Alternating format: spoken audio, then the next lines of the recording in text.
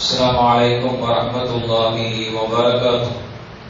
الحمد لله والصلاة والسلام على رسول الله وعلى آله وأصحابه حزب الله.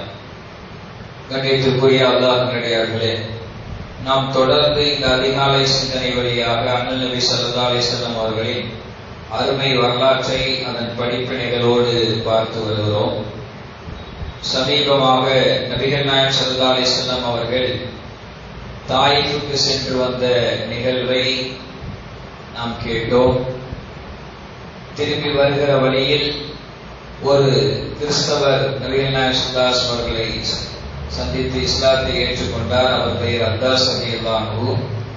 அதற்கு பிறகு நஹ்லா என்ற இடத்தில் பெருமானார் ஸல்லல்லாஹு அலைஹி வஸல்லம் அவர்கள் 7 ஜின்கள் சந்தித்து அவர்கள் இஸ்லாத்தை ஏற்றுக்கொண்டார்கள் என்ற நிகழ்வை பார்த்தோம். தாயிஃபிலிருந்து கலக்கத்தோடு வந்த நபிகள் நாயகம் ஸல்லல்லாஹு அலைஹி வஸல்லம் அவர்களுக்கு இந்த இரு நிகழ்வும் அவர்களை ஆறுதல் படுத்தியது. திரும்ப மக்காவுக்கு வந்த நபிகள் நாயகம் ஸல்லல்லாஹு அலைஹி வஸல்லம் அவர்கள் வளமை போல ஏகத்துவ அழைப்பு பணியிலே பெருமானார் ஸல்லல்லாஹு அலைஹி வஸல்லம் அவர்கள் ஈடுபட்டார். எப்படி நபிகள் நாயகம் ஸல்லல்லாஹு அலைஹி வஸல்லம் அவர்களுக்கு ஆரம்ப கட்டத்திலிருந்து எதிர்ப்பு இருந்ததோ அந்த அதே போன்ற எதிர்ப்பு நபிகள் நாயகம் ஸல்லல்லாஹு அலைஹி வஸல்லம் அவர்களுக்கு அங்கே மக்காவிலே இருக்கிற குறைஷிகளால் ஏற்பட்டது.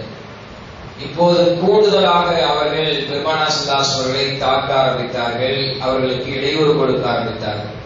என்ன காரணம் என்றால், பெருமானார் ஸல்லல்லாஹு அலைஹி வஸல்லம் அவர்களுக்கு உச்ச அரணாக திகழ்ந்த அவரின் பெரிய தந்தை அபூ தாலிப் அவர்களுடைய மரணமும், ஹதீஜா ரலியல்லாஹு அன்ஹா அவர்களுடைய மரணமும் அந்த குறைஷிகளுக்கு மிகப்பெரிய தெம்பை தந்தது. அதனால் அவர்கள் உயிரோடு இருக்கிற வரையிலேயும் நபிகள் நாயகம் ஸல்லல்லாஹு அலைஹி வஸல்லம் மீது கை வைக்காமல் இருந்த குறைஷிகள் நபிகள் நாயகம் ஸல்லல்லாஹு அலைஹி வஸல்லம் அவர்களை நேரடியாக தாக்க ஆரம்பித்து விட்டார்கள். நபிகள் நாயகம் ஸல்லல்லாஹு அலைஹி வஸல்லம் அவர்கள் ஒரு கட்டத்தில் என்ன செய்தார்கள் என்றால், இவர்களை விட்டுவிட்டு வேறு மக்களின் பக்கம் அவர்களை நாம் ஏகத்துவ பணியின் பக்கமான ஏகத்துவ அந்த கொள்கையில் அழைப்பு கொடுக்கலாம் என்று பெருமானார் ஸல்லல்லாஹு அலைஹி வஸல்லம் முயற்சித்தார்கள். அந்த முயற்சியில் ஒன்றுதான், ஒவ்வொரு வருடமும் ஹஜ்ஜுக்காக வெளியூரிலிருந்து மக்கள் வருவார்கள். இஸ்லாம் ஹஜ்ஜை கடமையாக்குவதற்கு முன்னால் நம்முடைய சமுதாயத்திற்கு இப்ராஹிம் அலைஹிஸ்ஸலாம் அவர்கள் காபாவை கட்டிவிட்டு அல்லாஹ் சொன்னான், வாதின் ஃபின்னாஸி பில் ஹஜ் என்று இப்ராஹிம் அலைஹிஸ்ஸலாம் அவர்களுக்கு அல்லாஹ் உத்தரவிட்டான். இப்ராஹிம் அலைஹிஸ்ஸலாம் அவர்களே, நீங்கள் ஹஜ்ஜுக்காக மக்களுக்கு அழைப்பு கொடுங்கள் என்று.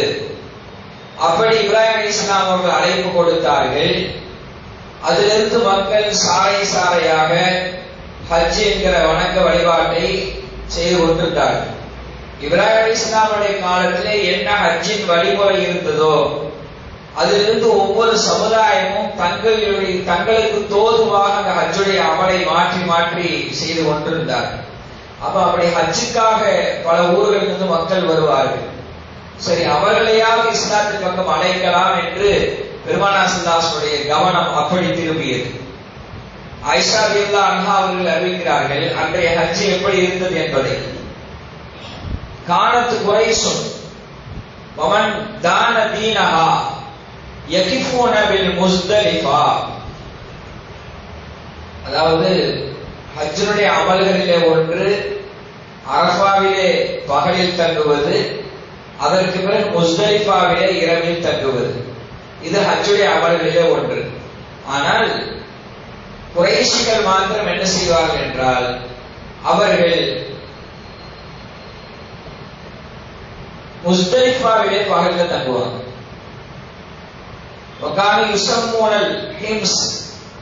அவர்கள் தங்களுக்கு ஹிம்ஸ் என்று பெயரிட்டுக் கொண்டார்கள்.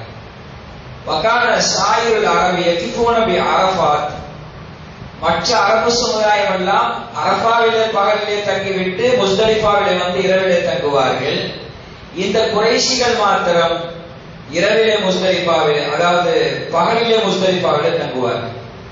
பலம்மா ஜாஅல் இஸ்லாமு இஸ்லாத்தின் வருகைக்கு பின்னால் அமரல்லாஹு நபியஹு ஸல்லல்லாஹு அலைஹி வஸல்லம் அல்லாஹ் தஆலா நபி ஸல்லல்லாஹு அலைஹி வஸல்லம் அவர்களுக்கு கட்டளையிட்டான் ஐயத்திய பி அரஃபாத்தின் ثم يقف بها முதல்ல அரஃபாவுக்கு வந்துவிட்டு பிறகு முஸ்தலிஃபாவிலே தங்க வேண்டும் என்று அல்லாஹ் உத்தரவிட்டான். ثم يفيض منها பிறகு அவர்கள் அதற்கு பின்னால் அதே போல செய்தார்கள். فذلك قول الله تعالى ثم افيضوا من حيث افاض الناس واستغفروا الله ان الله غفور رحيم. நீங்கள் அரஃபாவிலே தங்கிவிட்டு முஸ்தலிஃபாவுக்கு திரும்புங்கள் என்று அல்லாஹ் தஆலா சொன்னான். இந்த வசனம் இறங்கிய பின்னால் மக்கள் அதேபடி ஹஜ்ஜுடைய அமலை செயல்படுத்த ஆரம்பித்தார்கள். இன்னொரு செய்தி, அன்றைய கால ஹஜ் எப்படி இருந்தது என்பதை வர்ணிக்கிற இன்னொரு செய்தி ஹிஷாம் இப்னு உர்வா ரலியல்லாஹு அன்ஹு அறிவிக்கிறார்கள். கானன்னாசு யதூஃபூன ஃபில் ஜாஹிலியத்தி மக்கள் அறியாமை காலத்திலே தவாஃப் செய்து கொண்டிருந்தார்கள். எப்படி என்றால் உராத்தன் நிர்வாணமாக தவாஃப் செய்து கொண்டிருந்தார்கள். இல்லல் ஹிம்ஸ் குறைஷி கூட்டத்தை தவிர. வல் ஹிம்சு ஹிம்ஸ் என்பது குறைஷிகளாக இருக்கிறார்கள். குறைஷும் ஒமா வலதத் அவர்களுடைய சந்ததிகளுக்கு தான் ஹிம்ஸ் என்று சொல்லப்படும். வகானத்தில் ஹிம்சு அந்த குறைஷிகள் எப்படி இருப்பார்கள் என்று சொன்னால் யஹ்தஸிபூன அலன்னாசி யுஅத்திர் ரஜுல் ar-rajul thiyab யதூஃபு பிஹா. அவங்க மட்டும் என்ன செய்வாங்கன்னா ஆடை அணிந்து தவாஃப் செய்வார்கள். அந்த ஆடையை ஹஜ்ஜுக்கு வருபவர்களுக்கு கொடுத்து அவர்களையும் தவாஃப் செய்ய சொல்வார்கள். மக்கள் நிர்வாணமாக தவாஃப் செய்வதனால இந்த குறைஷிகள் மாத்திரம் அவர்கள் தவாஃப் செய்கிற போது ஆடை அணிந்து தவாஃப் செய்வார்கள். அவர்கள் தங்களுக்கு விருப்பமானவர்களுக்கு ஆடையை கொடுத்து நீங்கள் தவாஃப் செய்யுங்கள் என்று சொல்வார்கள் ஆடை அணிந்து. அதே போல துவத்தில் மராத்து சியாப ததூஃபு பிஹா. அதே போல பெண்மணிகளும் என்ன செய்வார்கள், தங்கள் அணிந்திருந்த ஆடையை வேறு பெண்களுக்கு கொடுத்து அவர்களையும் ஆடை அணிந்து தவாஃப் செய்யுங்கள் காபத்துல்லாவை என்று சொல்வார்கள்.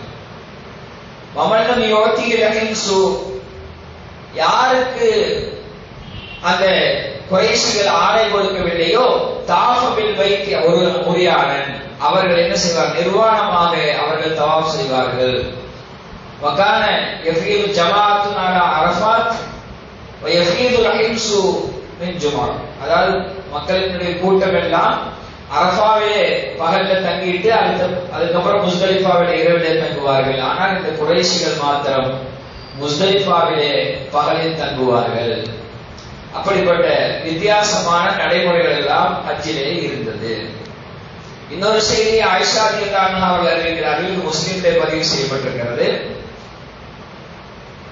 அன்னல் அன்சார கானு யஹில்லூன ஃபில் ஜாஹிலியத்தி லசனமைனி அலா ஷத்தில் பஹர்.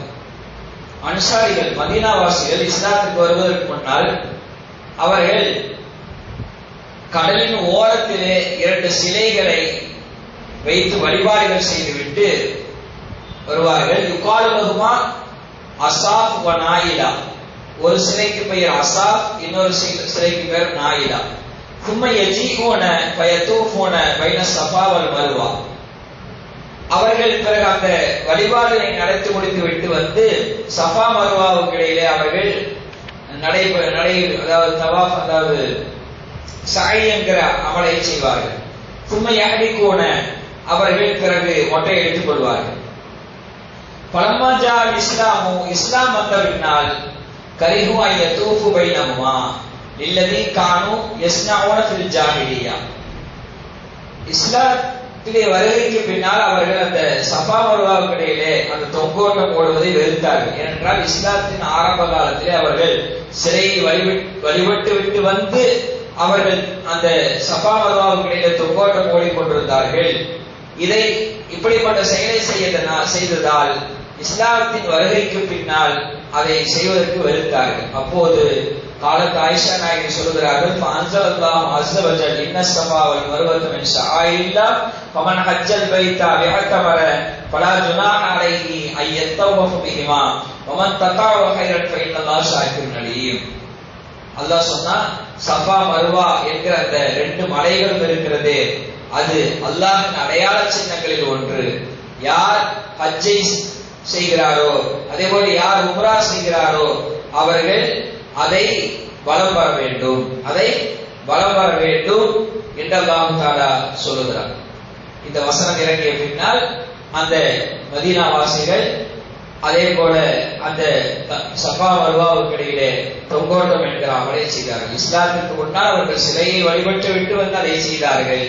இஸ்லாத்திற்கு பின்னால் அந்த காரியத்தை செய்வதற்கு அவர்கள் வெறுத்த போது அல்லாஹ் இல்லை இல்லை நீங்கள் செய்யுங்கள், சஃபா மர்வா என்பது இந்த 2ம் அல்லாஹ்வின் அடையாள சின்னங்களில் ஒன்று என்று அல்லாஹ் சொன்னார்.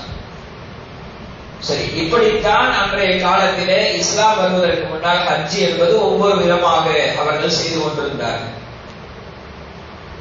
நாயகம் ஸல்லல்லாஹு அலைஹி வஸல்லம் ஹஜ்ஜுக்கு வருபவர்களை எல்லாம் சந்தித்து இஸ்லாத்தின் பக்கம் அழைப்பு கொடுத்தார்.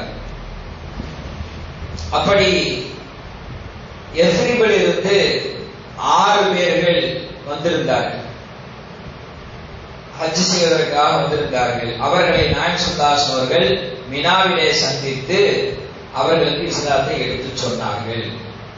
இதற்கு அவர்களிடத்தில் நாயகம் ஸல்லல்லாஹு அலைஹி வஸல்லம் உடன்படிக்கை செய்தார்கள். இதுதான் மதீனாவுக்குள் இஸ்லாம் போவதற்கான முதல் காரணமாக இருந்து கொண்டிருக்கிறது. இதற்கு அக்கபத்துல் ஊலா என்று சொல்வார்கள். அக்கபத்து பைஅத்துல் ஊலா, முதல் உடன்படிக்கை, அக்கபா உடன்படிக்கை என்று சொல்வார்கள். இது சம்பந்தமான விரிவான தகவல்களை நாளை பார்ப்போம். அல்லாஹ் தஆலா நபிகள் நாயகம் ஸல்லல்லாஹு அலைஹி வஸல்லம் வரலாற்றை கேட்பதன் மூலமாக அதிலிருந்து கிடைக்கிற படிப்பினைகளை பின்பற்றி நடக்கூடிய நல்ல தௌஃபீக்கினை அல்லாஹ் தஆலா உங்களுக்கு தந்தருவானாக. ஆமீன். வாஹிதா அல்ஹம்துலில்லாஹி ரப்பில் ஆலமீன். அஸ்ஸலாமு அலைக்கும் வரஹ்மத்துல்லாஹி வபரகாத்துஹு. சுப்ஹானல்லாஹி வ பிஹம்திஹி சுப்ஹானல்லாஹும்ம வ பிஹம்திக நஷ்ஹது அல்லா இலாஹா இல்லா அன்த வ நஸ்தக்ஃபிருக வ நத்தூபு இலைக். ஆமீன். சுப்ஹான ரப்பிக ரப்பில் இஸ்ஸத்தி அம்மா யசிஃபூன் வ ஸலாமுன் அலல் முர்ஸலீன் வல்ஹம்துலில்லாஹி ரப்பில் ஆலமீன். ஸல்லல்லாஹு அலா முஹம்மது ஸல்லல்லாஹு அலைஹி வஸல்லம், ஸல்லல்லாஹு அலா முஹம்மது ஸல்லல்லாஹு அலைஹி வஸல்லம், ஸல்லல்லாஹு அலா முஹம்மது யா ரப்பி ஸல்லி அலைஹி வஸல்லம்.